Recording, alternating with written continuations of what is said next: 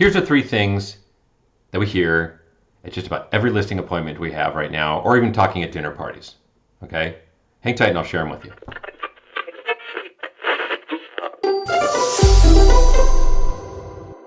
So the three biggest things that we're hearing right now from sellers, and we've been hearing it for at least 6 to 12 months now during this massive price increases. But what we're hearing a lot is, and you've seen 20, 30, 40% price increases over the last 2 years. Okay, it's been absolutely insane. We have a massive inventory crisis across this entire country. Why is that?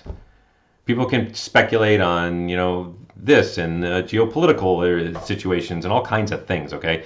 But these are the three things we actually hear in the living room, okay? And that's why I wanted to share this with you, because you're probably not alone. If you're not selling or you haven't met with an agent like us, you probably haven't shared it with anybody, but you probably feel this. So here they are. You're not alone, okay? So here they are. One is, if I sell right now at this huge profit number, my accountant tells me I have to pay capital gains tax. In the past, we've never had discussions with home sellers about capital gains tax they're going to be paying on the sale of their house. It's because the gain on the sale of their house has never been so massively high before. The federal government in California, you may or may not know, offers you an exclusion from the gain or the profit from the sale of your house. And I want to call it gain more than profit because it's an accounting term. But what it means is it's the difference between what you bought your house for and what you sold your house for, less some costs to buy and sell the house, and less some stuff that you put into the house while you owned it. Renovations, things that are mainly capital items into the house, roof replacements, things like that. Okay, that's what you get taxed on. That is called the gain.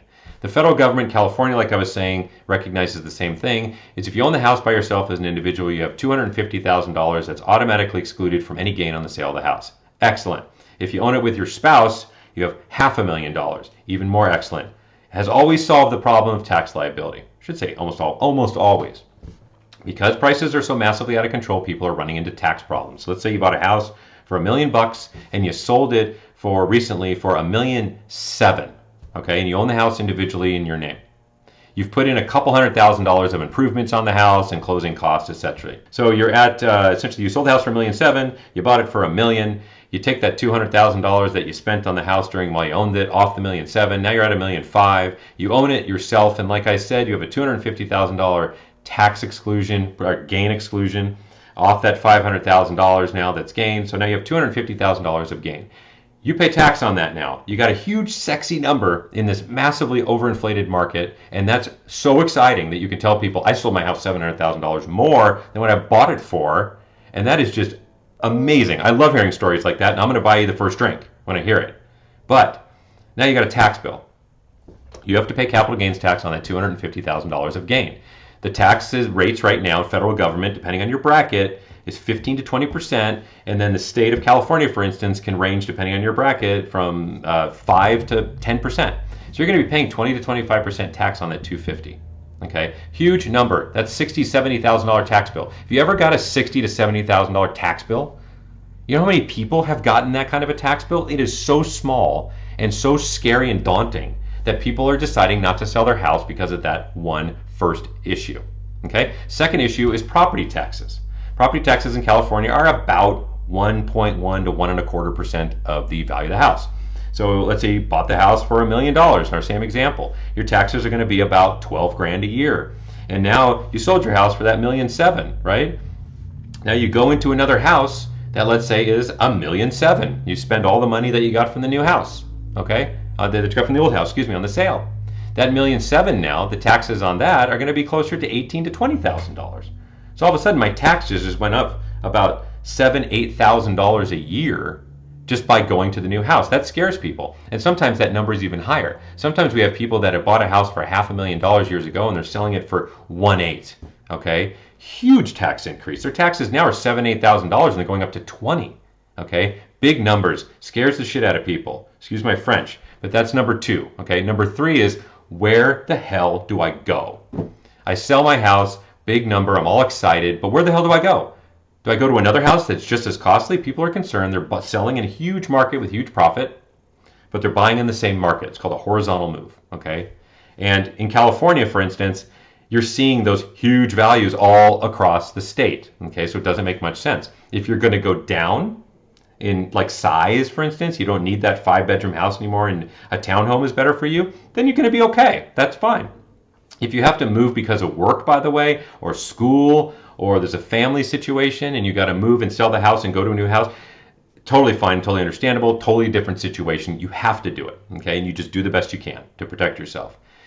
Another instance is where you make, two instances really, is when you make pretty decent profit financial decisions, is if you have the capacity to sell the house at a huge number and lease for a while and kind of wait out a storm, okay, then you're going to be okay.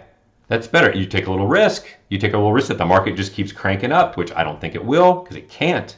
But if it just keeps cranking up, then you take a little bit of that risk. But that's a decent position, okay, where I would say it's okay to sell. A third thing that I'd say it's okay to sell is if you're moving out of state. Now, out of state is can be very expensive too, depending on where you're going. Things are up 20-25% in other areas. You hear about people moving to Austin, Texas, San Antonio, Tennessee, Nashville, Knoxville, South Carolina, North Carolina, all over the place, right? You hear about it in stories.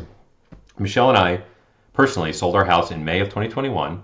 We've been leasing ever since, so we had kind of option 2 going for now. We have a second home right now because we don't know what we're doing here in Raleigh, North Carolina. And we bought a brand new nice house out there. It's just kind of sitting there right now. That house here would be worth 3 times the amount. Still kind of expensive for there, but 3 times the amount here. So we went the route of the delta, the profit delta, meaning sell high here, buy a similar house there for lower, and everything in the middle is all your profit you can stick in the bank. And if you have the capacity to do that, that's great. So in summary, those are the 3 reasons why people are really reluctant to sell right now. There's a lot more, but these are the 3 big ones we hear in living rooms and kitchen tables. It's the capital gains tax, property tax increase, and where the hell do I go that's not going to just have me making kind of this horizontal move from expensive to expensive. And my only 3 or 4 times that I say you should not move is if you don't fit into the category of moving because you have to, work, school, job, family emergencies, etc. Or you have the capacity to sell and lease, cool, excellent. Or you can have the capacity or you have the wherewithal or the ability, because you got a job here, a family here, potentially whatever you have, it's hard to move, that you can leave California, sell, and move out of state and experience that profit delta. If you don't fit into those 3 categories or some gyration of those, my recommendation to you as a broker is don't sell. Don't sell right now. And I know that I'm kind of like hurting the inventory in the market by saying that, but my allegiance is to you, is to the client. If you're ever to come to me and ask me that and you were a client of mine, I would say don't sell now unless you fit into these 3 or we can figure out a gyration of those 3 that makes sense, okay? Because you're going to end up with having those 3 problems we hear about at the kitchen table all the time, and they're very, very real. All right, if you want to talk some more about it, I just love to talk to people about it. I don't care if you're selling, you're not selling, you're thinking about it 20 years from now. I can give a crap about that, okay? I just love to talk to you about it because this is what we talk and think about all day long, is this kind of what's going on in the market. Thanks for joining me today. I know we went a little bit over today. Thanks for joining me on episode 94. We're almost getting to 100, and we'll talk to you next week. Take care.